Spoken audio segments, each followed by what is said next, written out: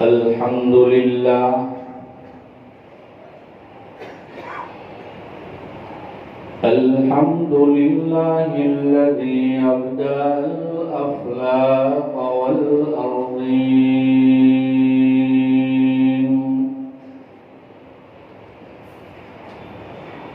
والصلاة والسلام على من كان نبيا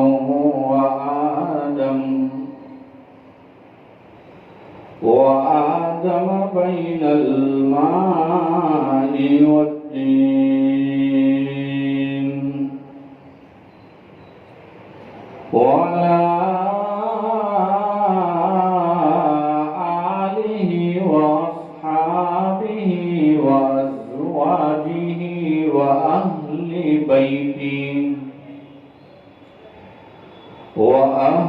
بيته أجمعين.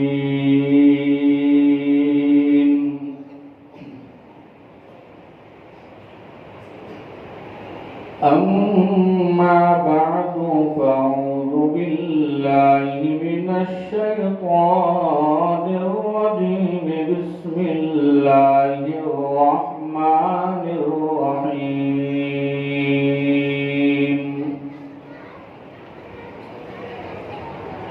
اقرأ باسم ربك الذي خلق الإنسان من علق. اقرأ وربك الأكرم الذي علم بالقلم علم الإنسان ما لم يعلم. وقال النبي صلى الله عليه وسلم: العلماء ورثة الأنبياء.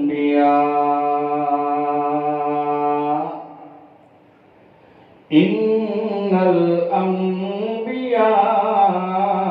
لم يورثوا دينارا ولا درهما. صدق الله وصدق رسوله النبي الكريم، ونحن على ذلك لمن الشاهدين والشاكرين والساجدين، والحمد لله رب العالمين.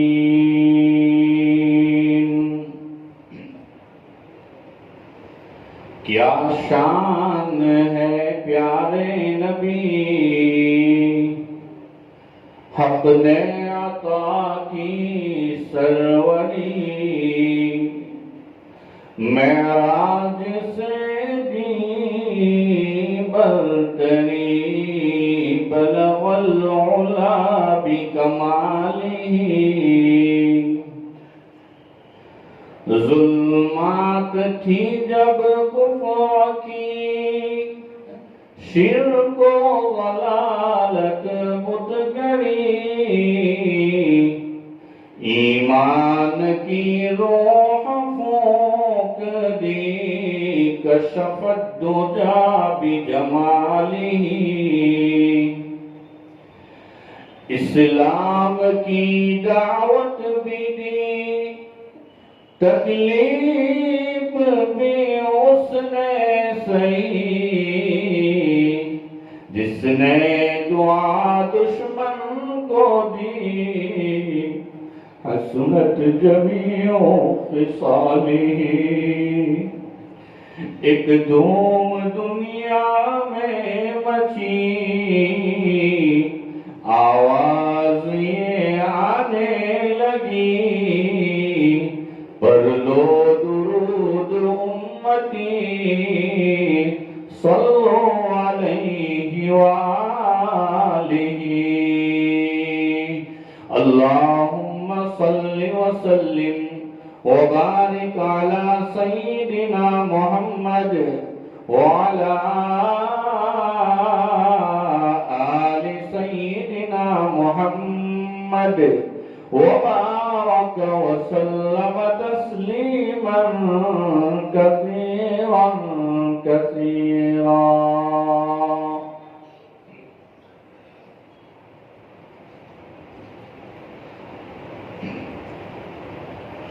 واجب الاحترام.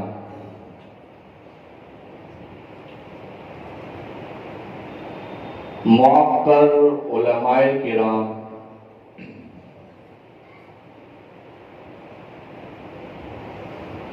دور و دراز سے تشریف لائے ہوئے معزز مہمانان اعظام،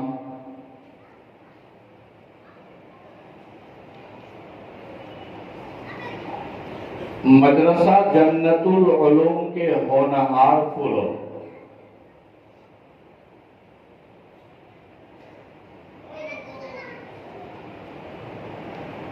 اس وقت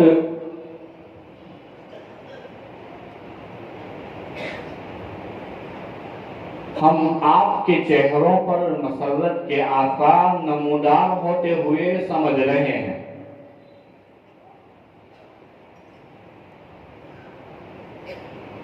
وجہ اس کی یہ ہے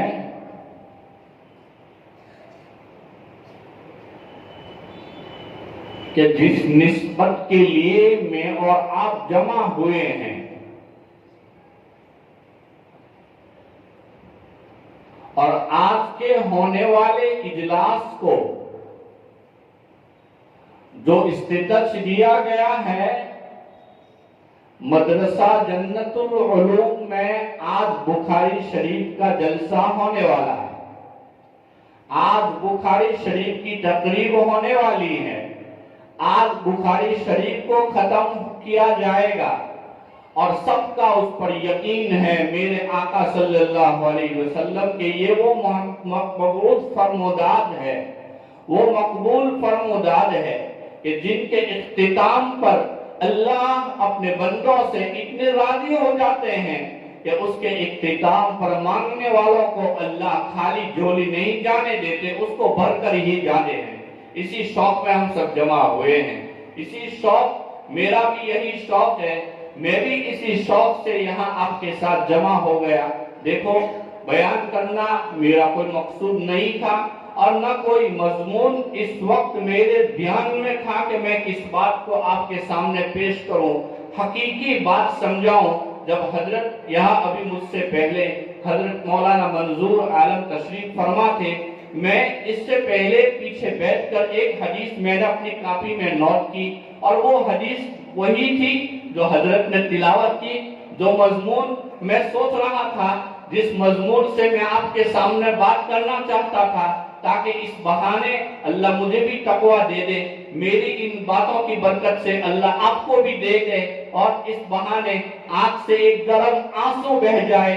میرے آقا صلی اللہ علیہ وسلم نے فرمایا، حضرت ابن مسعود راوی ہے، حضرت ابن مسعود رضی اللہ تعالیٰ عنہ فرماتے ہیں، اللہ کے خوف سے اللہ کا کوئی بندہ اللہ اور اس کے رسول کی بات سن کر اس کے دل پر اگر ایک رقت طاری ہو گئی، عاجزی کا جذبہ پیدا ہو گیا، اللہ کے نبی صلی اللہ علیہ وسلم نے فرمایا میری امت کے آنسوں کو اللہ نے وہ مقام دیا ہے، اللہ کے خوف سے اتنا آنسو بہا کہ اس کا گال نہیں، اس کے صرف اس کی آنکھ سے نکلا، اور آنکھ کی پلک جو اللہ نے آنکھ کی حفاظت کے لیے پیدا کی ہے، وہ آنسوں کی برکت سے یہ پلک اگر بھیگا ہو گیا، کل قیامت کے دن اس خوف سے، اس آنسوں کی برکت سے اللہ اعلان فرمائیں گے فلاں ابن فلاں کھڑا ہو جائے.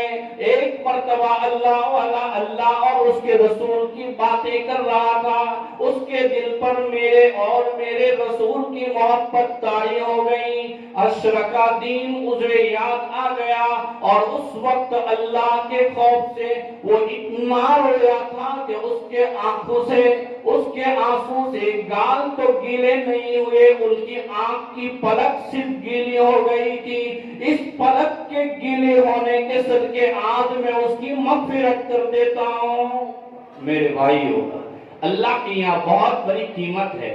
تو خیر، میں عرض یہ کر رہا تھا کہ میں وہی حدیث اپنی کاپی میں یہاں بیٹھ کر نوٹ کر رہا تھا، میں آیا اور میرے دوستوں احباب نے مجھے حکم کیا کہ تجھے بھی چند منٹ کے لیے بولنا ہے۔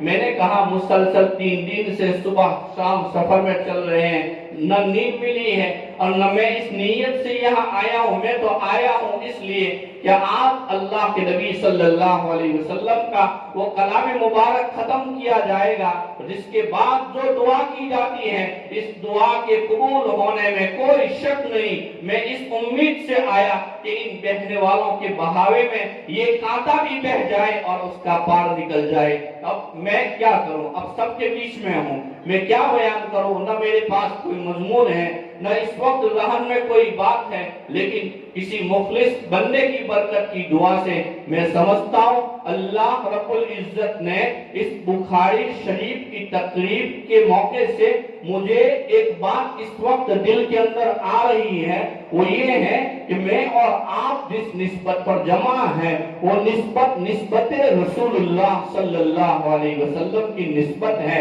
سب اس بہانے آئے ہیں، سب کے آنے کا مقصد ایک ہی ہے، بخاری شریف ختم کی جائے گی، دعا ہوگی، اور اس دعا کی قبولیت میں ہم جیسے کانٹوں کو بہا دیا جائے گا اور ہم پار لگ جائیں گے۔ کل قیامت کے دن یہی مجلس ہمیں کام آ جائے گی۔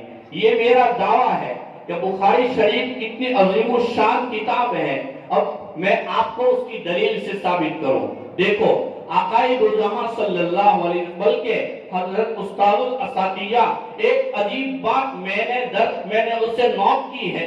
ہمیں سبق کے دوران یہ تعلیم دی گئی تھی اور فرمایا گیا تھا یہ جو کتاب کی مناسبت ہے، یہ وہ کتاب کی مناسبت ہے، اور اس کتاب کا مقام یہ ہے، اس کتاب کا مقام یہ ہے۔ حضرت ابن یوسف الفربری رحمت اللہ علیہ جا رہے، اللہ کے نبی صلی اللہ علیہ وسلم کی خواب میں زیارت ہوئی۔ آقا نے پوچھا یوسف کہاں جا رہے ہو؟ جواب دیا یا رسول اللہ میں اسماعیل کی ملاقات کے لیے جا رہا ہوں، رحمہ اللہ تعالی، اسماعیل کی ملاقات کے لیے جا رہا ہوں۔ اللہ کے نبی نے جواب دیا، اللہ کے نبی نے ارشاد فرمایا اسماعیل کو محمد الرسول اللہ کا بھی سلام کہنا۔ کتنی اونچی نسبت پر ہم جمع ہیں۔ کون سی کتاب کا ختم کیا جا رہا ہے، کون سی کتاب کے تبرکات حاصل کرنے کے لیے میں اور آپ جمع ہیں۔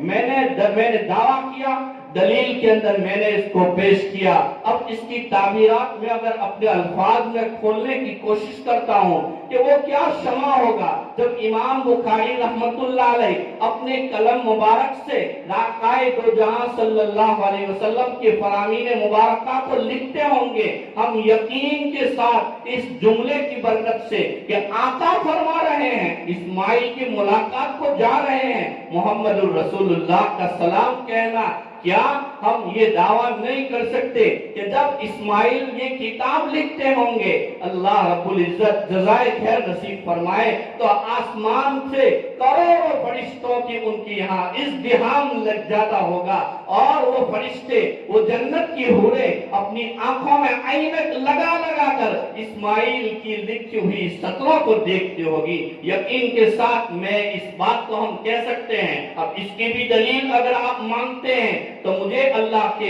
اس بندے کا ایک قول یاد آیا، فرمایا عجیب منظر کشی حضرت استاد الاساتذہ نے کی ہے۔ کیا فرمایا کہ اس کتاب کے مقام کو میں آپ کو سمجھا رہا ہوں جس نسبت پر میں اور آپ جمع ہیں، اسی لیے میں اپنے احباب سے کہتا ہوں اگر اللہ نے ہمیں علم جیسی دولت دی ہے اگر اللہ کی طرف سے علم جیسی دولت مجھے آپ کو ملی ہے تو صاحب علم کو کسی دنیا دار کو دیکھ کر اپنی نیت میں کھوٹ پیدا نہیں کرنا چاہیے۔ اگر اس نے اپنے آپ کو ذلیل سمجھا، اگر اس نے اپنے آپ کو ذلیل سمجھا، اپنے آپ کو حقیر سمجھا، ایک حدیث کی بہت معتبر کتاب، میں اس وقت نام بھول رہا ہوں لیکن میرے پاس اس کا حوالہ لکھا ہوا ہے، اگر کوئی مانگنا چاہے میں دے سکتا ہوں، ایک حدیث کی بہت معتبر کتاب جس کے اندر اللہ کے نبی صلی اللہ علیہ وسلم نے فرمایا میرے جس امتی کو اللہ نے اللہ کی صفت علم دیا، العلم نور، علماء کا مقولہ ہے علم روشنی ہے۔ اگر اس جملے کو میں کھول دوں گا آپ کا مضمون ختم ہو جائے گا، یہ کسی مخلص کی برکت سے مجھے سپلائی کیا جا رہا ہے۔ فرمایا العلم نور، تو کیا فرمایا کہ اللہ کے نبی نے فرمایا جسے اللہ نے میرا علم دیا، میرے حدیث کا علم دیا، اللہ نے اپنے قرآن کو اس کے سینے میں سجایا، اسے چاہیے کبھی کسی دنیا دار کو دیکھ کر اپنے آپ کو ذلیل نہ سمجھے، کہیں ایسا نہ ہو۔ اسی لیے حضرت امام راضی رحمت اللہ علیہ نے تفسیر ابن کبیر میں ایک عجیب بات ارشاد فرمائی، دل دھڑک جاتا ہے۔ حضرت نے فرمایا کہ عیسائیت یہ اللہ کے نبی کے بہت بڑے دشمن تھے، لیکن اللہ رب العزت نے عیسائیت بہت بڑے دشمن تھے، اس کے ہونے کے باوجود اللہ نے یہودیوں پر اس سے زیادہ لعنت فرمائی۔ مفسرین علامہ ابن راضی رحمت اللہ علیہ نے یہاں نقطے کی بات لکھی، بات کیا تھی؟ دراصل بات یہ تھی کہ ان یہودیوں کے سب سے زیادہ لعنت اور سب سے بڑا دشمن اللہ نے اس لیے سمجھا کہ یہودیوں کے دلوں میں عیسائیوں کی بنسبت دنیا کی محبت زیادہ تھی۔ تو جب ایک آدمی ایک علم والا، جب ان کے اندر ایک دنیا کی محبت زیادہ تھی، اللہ نے ان کی دشمنی، ان کے ساتھ جنگ کا اعلان کیا۔ میں اور آپ علم حاصل کرنے والے، میں اور آپ قرآن کی تلاوت کرنے والے، میں اور آپ حدیث مبارکہ کو رات دن پڑھنے والے، اگر میری اور آپ کی نگاہ اس کی طرف گئی، حب الدنیا رأسہ، حب الدنیا، دنیا کی محبت تمام گناہوں کی جڑ ہے، میں اور آپ بھی اس کے شکار ہو سکتے ہیں کہ نہیں؟ اسی لیے حضرت الامام بخاری رحمت اللہ علیہ نے کیا بات یہی چل رہی تھی، حضرت امام بخاری رحمت اللہ علیہ نے اس جو میں نے آپ سے دعویٰ کیا ہے، ہم اتنی عظیم الشان نسبت پر اللہ نے مجھے آپ کو جمع فرمایا۔ حضرت امام خود فرماتے ہیں اس بات کو بیان کرنے میں لذت لوں گا۔ کیوں لذت لوں گا؟ حضرت موسیٰ علیہ السلام جب اللہ سے ہم کلام، اللہ نے پوچھا وَمَا تِلْكَ بِيَمِينِكَ يَا موسیٰ، ایک سیدھا سا جواب تھا، اللہ میاں میرے ہاتھ میں لکڑی ہے۔ اب حضرت موسیٰ اللہ سے باتیں کرنے میں لذت حاصل کرنے کے لیے، دلچسپی پانے کے لیے موسیٰ بات کو طول سے طول کرتے جاتے ہیں۔ جب موسیٰ، تو میں اور آپ میرے آقا کی بات میں دلچسپی کیوں نہیں لیں گے؟ میں اور آپ اپنے آقا صلی اللہ علیہ وسلم کی اس جملہ کیا حضرت امام بخاری نے فرمایا وَجَعَلْتُ كِتَابِي هَذَا حُجَّةً فیما بین اللہ و بینی، فرمایا حضرت امام بخاری فرماتے ہیں کل قیامت کا دن ہوگا، کاؤنٹر لگے ہوں گے، ہر ایک کو بلایا جائے گا اور اس کی زندگی کا جائزہ لیا جائے گا۔ حضرت امام بخاری فرماتے ہیں جو اپنے اعمال میں دگمگ ہوگا اسے ہتھوڑے مارے جائیں گے، اس سے بدلہ لیا جائے گا۔ حضرت امام بخاری رحمت اللہ علیہ فرماتے ہیں مجھے اختر کو بھی کھڑا کیا جائے گا، امام تیری بھی باری آئے گی، اب مجھے کھڑا کیا جائے گا۔ اللہ میاں نے مجھ سے پوچھ لیا کہ تو کیا لے کر آیا ہے؟ تو امام بخاری رحمت اللہ علیہ فرماتے ہیں وَجَعَلْتُ كِتَابِي هَذَا حُجَّةً فِيمَا بَيْنِي وَبَيْنَ اللَّهِ، میں اللہ کے سامنے ایسے عالم کے اندر جبکہ اللہ غضبناک ہوں گے، اللہ غضبناک ہوں گے، ہولناکی کا دن ہوگا، حضرت الامام بخاری رحمت اللہ علیہ فرماتے ہیں اللہ کے پیش کروں گا، اللہ تیرے محبوب کا کلام لے کر آیا ہوں جس کے میں نے اہتمام میں کبھی میں بے وضو نہیں سویا، کبھی میں نے بے وضو ایک نام تک نہیں لکھا۔ اللہ امام بخاری رحمت اللہ علیہ فرماتے ہیں ایسے عالم میں اللہ کا غصے کو میں اس کے محبوب کی کتاب کو سامنے رکھ کر ٹھنڈا کروا دوں گا۔ اب یہ آئیے آگے جانے سے پہلے اس کی ایک حصی مثال میں آپ کو بتاؤں۔ देखिए मेरा आपका लड़का है, उसके हाथ में कलम है, अब वो एक कलम से कौवे की टांग बना रहा है, लेकिन बाप क्या कहेगा, वाह वाह मेरे बेटे के अंदर कैसी सलाहियत पैदा हो गई, हालांकि क्या कर रहा है, कौवे की टांग बना रहा है। तो यहाँ अल्लाह के हबीब सल्लल्लाहु अलैहि वसल्लम कायनात में जिसके नाम पर अल्लाह ने बुलंदो वाला पहाड़ गाड़ दिए, इमामुल अंबिया बना दिया, फरिश्ते जिसकी एक आज हजरत शेख ने वहां वो मेराज की जो मंजरकशी की थी, क्या फरमाया, जहां जिब्राइल के पर जलने वाले थे, अल्लाह ने वहां अपने महबूब को बुला लिया, उस महबूब के कलाम को मैं हुज्जत बनाऊंगा। अब यहाँ उलमा ने अजीब बात लिखी, हजरत फरमाते हैं कि देखो किसी के यहाँ शादी होती है, शादी का मौका बड़ी बड़ी अच्छी दिलचस्प बात है, हजरत मूसा अल्लाह से हम कलाम होने के लिए बात लंबी लंबी बातें करते रहे, कौल खुद वमातिल कभी अमीन या मूसा, फरमाया कौल हिया असाई, अब उसकी तब बता बयान शुरू कर दिया, क्या करता हूँ, इससे ये करता हूँ। हजरत इमाम बुखारी रहमतुल्लाह अलैह की इस किताब, जब हजरत इमाम बुखारी इस किताब की बरकत से अल्लाह के गुस्से को ठंडा करवा कर अल्लाह की रहमत का माहौल बना देंगे, तो फरमाया उलमा ने लिखा है, मुहद्दिसीन फरमाते हैं कि जब शादी का मौका होता है और शादी के मौके पर क्या किया जाता है, दुल्हे का बहुत इकराम किया जाता है, सिर्फ दुल्हे का नहीं, दुल्हे के साथ गाड़ी में जाने वाली बारात का भी इकराम किया जाता है, उनके लिए अलग से एक मेडल बनाया जाता है जिस पर दुल्हा को और दुल्हा के साथ आने वाली बारात को बिठाया जाता है, उन्हें फूलों से नवाजा जाता है और उनके लिए अलग से बेहतरीन किस्म का खाना बनाया जाता है। क्या कहते हैं, इसके राउंड के अंदर किसी को मत आने देना, क्यों भाई, यहाँ हमारे दुल्हा मियाँ बैठने वाले हैं और यहाँ आने वाले दुल्हा मियाँ के साथ तमाम बाराती बैठेंगे। हजरत इमाम बुखारी मैं इससे दिलचस्पी लेकर अपने अल्फाज में इसकी ताबीरात बयान करता हूँ कि जब इमाम बुखारी को ये एजाज मिल जाएगा और इमाम बुखारी महशर में दुल्हा बनेंगे, इस दुल्हे के साथ हम जैसे बारातियों का भी काम हो जाएगा और हमें भी ले लिया जाएगा इंशाअल्लाह। मेरे भाइयों, ये है हकीकत। इस किताब की निस्बत पर मैं और आप जमा हुए हैं, हम अल्लाह से दुआ करते हैं अल्लाह हमारे जमा होने को कबूल फरमाए। मैं अपने दोनों भाई हजरत मौलाना शाह आलम साहिब और हजरत मुफ्ती साहब को गरीब दिल के अथाह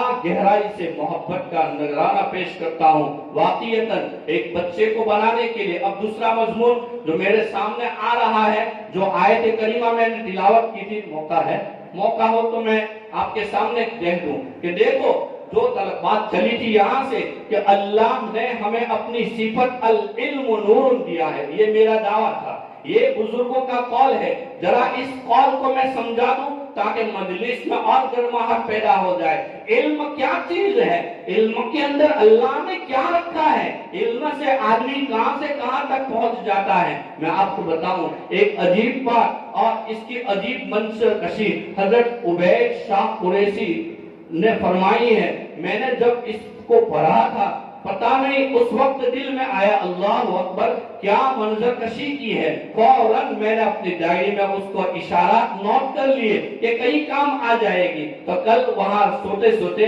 मैं उसको देख रहा था, आया हुजूर का हुक्म हुआ तुझे भी बैठना है, क्या कहेंगे। तो यहाँ बैठने के बाद किसी मुखलिस बंदे की बरकत से हो सकता है, हजरत के इखलास बड़ी दावत की बरकत से मेरे दिल में अल्लाह ने ये दो बातें दी। एक तो बुखारी शरीफ जिस निस्बत पर मैं और आप जमा है और इस सआदत को हासिल करने के लिए हम जमा हुए हैं, उसकी अजमत का मुख्तसर खाका मैंने आपके सामने बयान कर दिया। अब आइए उस जमाने की तरफ लौटिए कि जब ईसाईयत का जमाना था, अभी मेरे आका हजरत मोहम्मद रसूलुल्लाह सल्लल्लाहु अलैहि वसल्लम दुनिया में जलवा अफरोज नहीं हुए थे, इस दुनिया फानी में तशरीफ नहीं लाए थे। वहां के हालात कैसे खूंगर थे, उस वक्त के हालात कैसे हालात थे, इंसान नहीं दरिंदा बना हुआ था। एक छोटी सी लड़ाई पर 80 साल तक दोनों खानदानों में झगड़े चलते थे कि नहीं। समाज بالکل ختم تھا، انسانیت کا نام و نشان نہیں تھا۔ ارے کیسے حالات تھے۔ اب آئیے کہ میرے آقا صلی اللہ علیہ وسلم کو جب 40 سال کی عمر مبارک میں اللہ کے نبی کو نبوت سے سرفراز فرمایا گیا، اب آپ بتائیے، میں آپ سے پوچھوں گا تقاضا کیا تھا، کیسے حالات تھے؟ باپ اپنے اپنی حقیقی بیٹی کو زندہ درگور کرتا رہا، آج بھی وہ جگہ موجود ہے، جب دیکھتے ہیں دل درد جاتے ہیں، وہ کیسا منظر ہوگا؟ ایک باپ اپنی زندہ لڑکی کو اپنے ساتھ لے جا کر اس کے ساتھ سے مٹی صاف کروا کر اسی مٹی کے نیچے اپنی نور نظر کو دفن کرتا تھا، وہ کیسا خطرناک منظر ہوگا میرے بھائیوں؟ بتاؤ، اب بتائیے جب اللہ کے نبی صلی اللہ علیہ وسلم کے زمانے میں ایسے کھوگر حالات تھے، اب یہ حالات کیا تقاضا؟ آپ میری طرف توجہ دیجئے، آپ میری طرف توجہ دیجئے، وہ اپنا کام کر رہے ہیں۔ تو ایسے حالات کے اندر آقائے دو جہاں صلی اللہ علیہ وسلم کیا زمانہ کیا تقاضا کرتا ہے؟ جب کسی کو بیماری ہو، اب فور ایگزامپل مجھے سر درد کرتا ہے، تقاضا کیا ہوگا کہ مجھے سر کی گولی دی جائے گی۔ اگر مجھے بخار ہے، ٹیمپریچر کے حساب سے مجھے ٹیبلٹ دی جائے گی۔ تو اللہ کے نبی کے زمانے میں یہ جاہلیت، اور اتنی خطرناک جاہلیت کہ ایک اونٹ نے اگر کسی کے آنگن میں پانی پی لیا، 40-80 سال تک جھگڑے ہونے والا ایک باپ اپنے بیٹی کو زندہ درگور کرے، ایسے عالم کے اندر اب آپ بتائیے، جیسی بیماری ہوگی ویسی ہی تو دوا دی جائے گی۔ تو یہ حالات کیا تقاضا کرتے ہیں کہ اللہ جب میرے آقا صلی اللہ علیہ وسلم پر پہلی وحی کا نزول فرماتے تو اللہ کیا پہلی آیت کیا ہونی چاہیے تھی؟ اے انسانوں، ظلم و بربریت سے بچو، یہی تو ہونا چاہیے تھا؟ یا پہلی آیت یہ ہونی چاہیے تھی وَاعْتَصِمُوا بِحَبْلِ اللَّهِ جَمِيعًا کہ تم مل کر ایک ہو کر رہو، یہی آیت ہونی چاہیے تھی؟ یا پھر کیا آیت ہونی چاہیے تھی کہ لوگ آپس میں اتنے بدگمان تھے اس بدگمانی کو سامنے رکھ کر ان بَعْضَ الظَّنِّ اِثْمٌ کو نازل کرنا چاہیے تھا؟ لیکن اللہ نے سب سے پہلے کون سے آیت کا نزول فرمایا؟ اقرأ بِاسْمِ رَبِّكَ الَّذِي خَلَقَ۔ میرے محبوب صلی اللہ علیہ وسلم پڑھیے، کس کے نام سے؟ جس نے انسان کو پیدا کیا۔ اقرأ بِاسْمِ رَبِّكَ الَّذِي خَلَقَ، اپنے پروردگار کے نام سے تلاوت شروع کیجئے۔ پھر آگے کیا فرمایا؟ اقرأ بِاسْمِ رَبِّكَ الَّذِي خَلَقَ خَلَقَ الْإِنسَانَ مِنْ عَلَقٍ۔ پڑھیے آپ نے اس پروردگار کے نام سے جس نے انسان کو جمے ہوئے لہو سے پیدا کیا، جمے ہوئے خون سے پیدا کیا۔ اقرأ بِاسْمِ رَبِّكَ الَّذِي خَلَقَ خَلَقَ الْإِنسَانَ مِنْ عَلَقٍ۔ پھر فرمایا اقرأ وَرَبُّكَ، پڑھیے اپنے رب کے نام سے، الاکرم، تیرا رب بہت کریم ہے۔ اقرأ وربک الاکرم الذی علم بالقلم، جس نے انسان کو قلم کے ذریعے علم سکھایا۔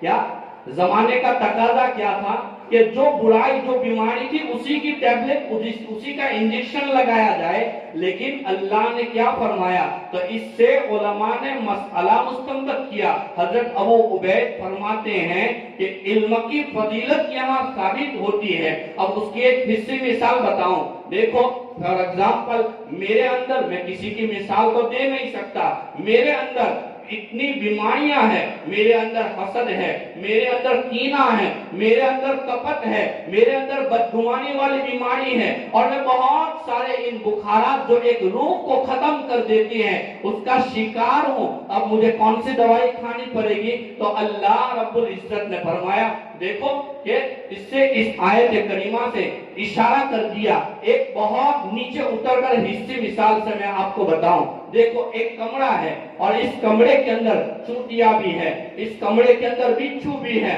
اس کمرے کے اندر سانپ بھی ہے، اس کمرے کے اندر قسم قسم کے جانور ہیں، کمرہ بند ہے، اب اس کمرے کے اندر میں 2-3 آدمی مارنے جائیں گے، ہو سکتا ہے اس مارنے جانے سے کتنے کی جان بچ جائے گی، کتنے چھٹک جائیں گے، کتنے ہاتھ سے چلے جائیں گے۔ بس اسی کمرے میں جا کر اگر میں نے لائٹ جلا دی اور روشنی پیدا کر دی تو وہ جانور روشنی سے ڈرنے والے ہیں، وہ اپنا گھر اندر ہی بناتے ہیں، فوراً وہ بھاگ جائیں گے۔ فرمایا علم جب انسان کے اندر آ جاتا ہے اور ایک آدمی، میرے بھائیوں، میرے بخاری شریف کے پڑھنے والے پڑھانے والے میرے بھائیوں سے میں کہوں گا ہم بہت مبارک ہے، حافظ قرآن ہونے والے بچوں سے کہوں گا بہت مبارک ہے آپ کے سینے، آپ کے سینوں کو اللہ نے کلام اللہ کے لیے چن لیے۔ جب میں روشنی جلاؤں گا تمام چونٹیاں فوراً اپنے دل میں بھاگ جائے گی، سانپ دیکھتے ہی بھاگ جائے گا، بچھو فوراً اپنی جان بچانے کے لیے بھاگ جائے گا۔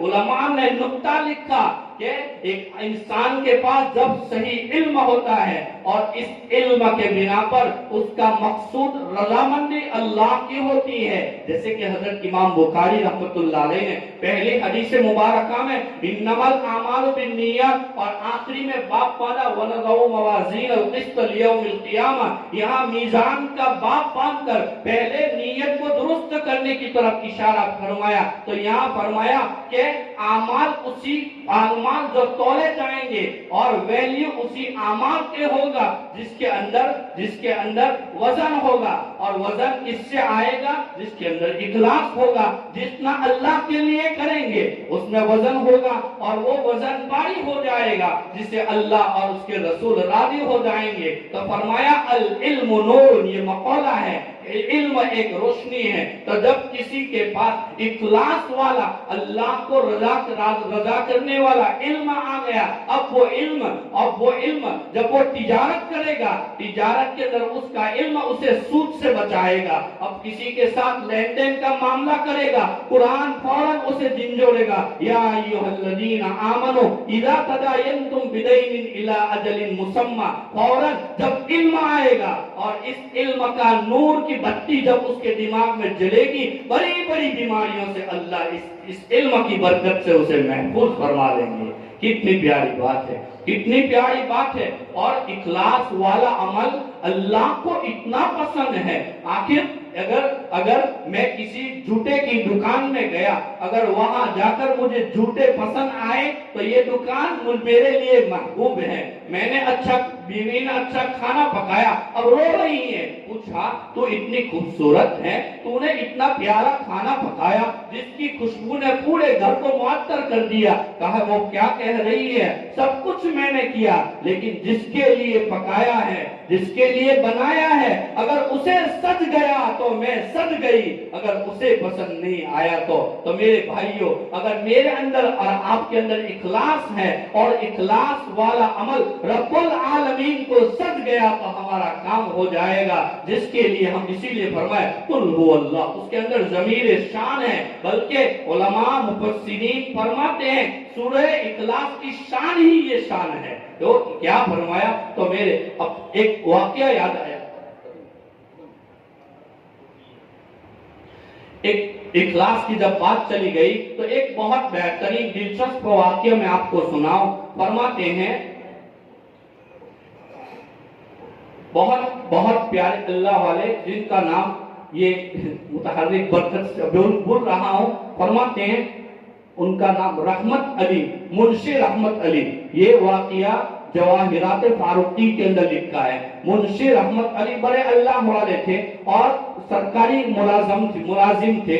جب دارالعلوم دیوبند کے بقا وجود میں آیا، جب دارالعلوم دیوبند کے بقا وجود میں آئی، حضرت نانودا سے چلتے جا رہے تھے، راستے میں کسی بستی سے گزر ہو رہا تھا، پتہ چلا کسی کا انتقال ہو گیا ہے۔ حضرت نے سعادت سمجھ کر کہ میں بھی شریک ہو جاؤں اور اس کے جنازہ پڑھ کر میں جاؤں گا۔ اب اس کے ایک عنوان الگ ہے کہ ایک مسلمان پر دوسرے مسلمان کے جو حقوق ہے اس میں سے ایک حق یہ بھی ہے चुनांचे हजरत ठहर गए। अब जब ठहरे, लोगों ने देखा आपकी शख्सियत लोगों में मारूफ और मशहूर थी। लोगों ने इल्तिजा की, हजरत जनाजे की नमाज आप ही पढ़ाएंगे। हजरत इनकार फरमा रहे हैं, मैं नहीं पढ़ाऊंगा, आप पढ़ा लेना। अब अचानक जब ये आवाज इस घर के अंदर गई, उसकी बेवा औरत ने एक चिट्ठी दरवाजे से बाहर फेंकी, जिस चिट्ठी के अंदर लिखा हुआ था, जिसके अंदर खत में लिखा हुआ था कि मेरा शौहर ये वसीयत करके गया है, मेरे जनाजे की नमाज मुंशी रहमत अली फरमा पढ़ाएंगे। चुनांचे आपने कबूल, अल्लाह वालों के दिल बहुत बड़े होते हैं, वो अपने छोटों के शफ़क़त फरमाकर उनका बहुत एजाज़ फरमा लेते हैं। चुनांचे उसे मंजूर कर लिया, ठीक है मैं नमाज पढ़ाऊंगा। जब जनाजे की नमाज पढ़ाई और कब्र के अंदर उतारने के लिए भी अंदर गए, चुनांचे उतारने के बाद कब्र को दफन कर दिया, खत्म कर दिया। उसके बाद देवबंद पहुंचे।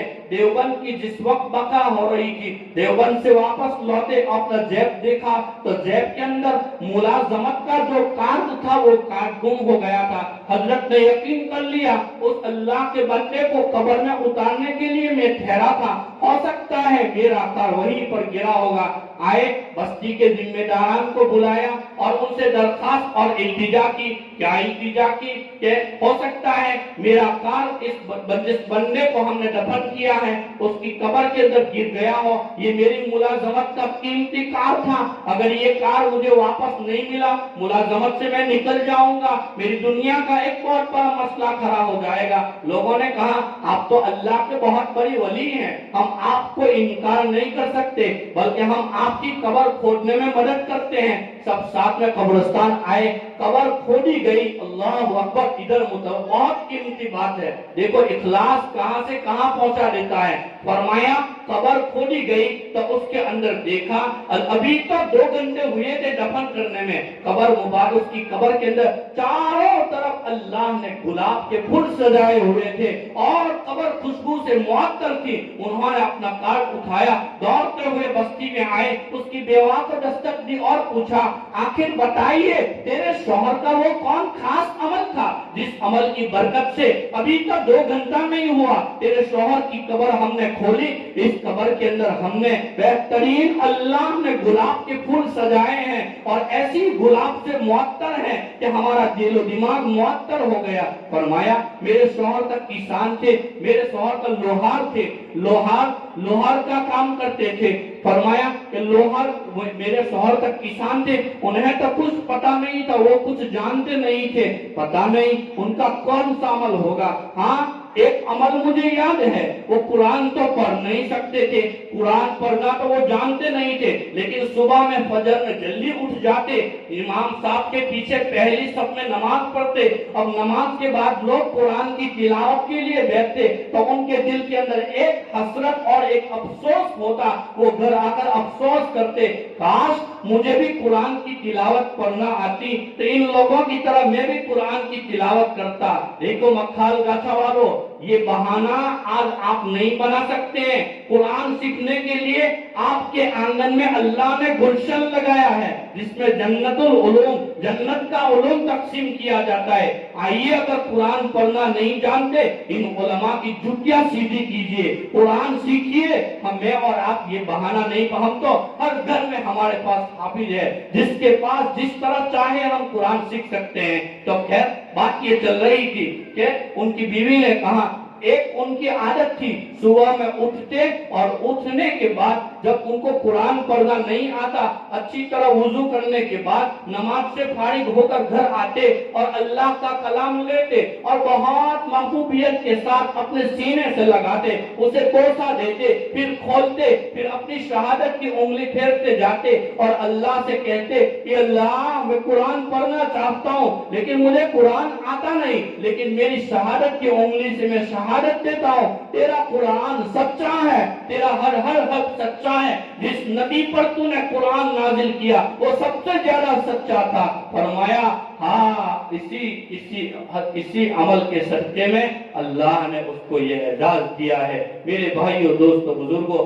अल्लाह ने ये मौके मुझे भी आपको भी नसीब फरमाए। इन इदारों की ان حافظ اور قاریوں کی قدر کیجئے، ان علماء کرام کی قدر کیجئے، ان کی ضرورتوں کی تکمیل کے لیے ہاتھ بٹھائیے۔ یہ ہمارے بچوں کی مدد کرتے ہیں، ہمارے بچوں کو قیمتی ہیرا بنا کر ہمیں دیتے ہیں، کیا ہم ان کا خیال نہیں رکھ سکتے؟ اللہ مجھے بھی آپ کو بھی اخلاص و للہیت نصیب فرمائے، ہم سب کے جمع ہونے کو اللہ قبول فرمائے، ہم سب کے جمع ہونے کو، حضرت کی تشریف آوری کو اللہ آخرت میں ہمیں نجات کا ذریعہ بنائے۔ اور جب امام بخاری رحمت اللہ علیہ وجعلت کتابی ھذا حجتاً فیما بینی و بین اللہ کہے، اللہ اس دلہے کے صدقے میں ہم باراتیوں کا بھی بیڑا پار کر دے، آمین۔ ہی دعا ازمن و از جملہ جہاں آمین بات وآخر دعوانا ان الحمدللہ رب العالمین۔ کیا فائدہ فکر بیش و کم سے ہوگا، ہم کیا ہے، ہم سے کوئی کام ہوگا، جو کچھ ہوا اللہ کے کرم سے ہوا، جو کچھ ہوگا اللہ ہی کے کرم سے ہوگا۔ السلام علیکم ورحمۃ اللہ وبرکاتہ۔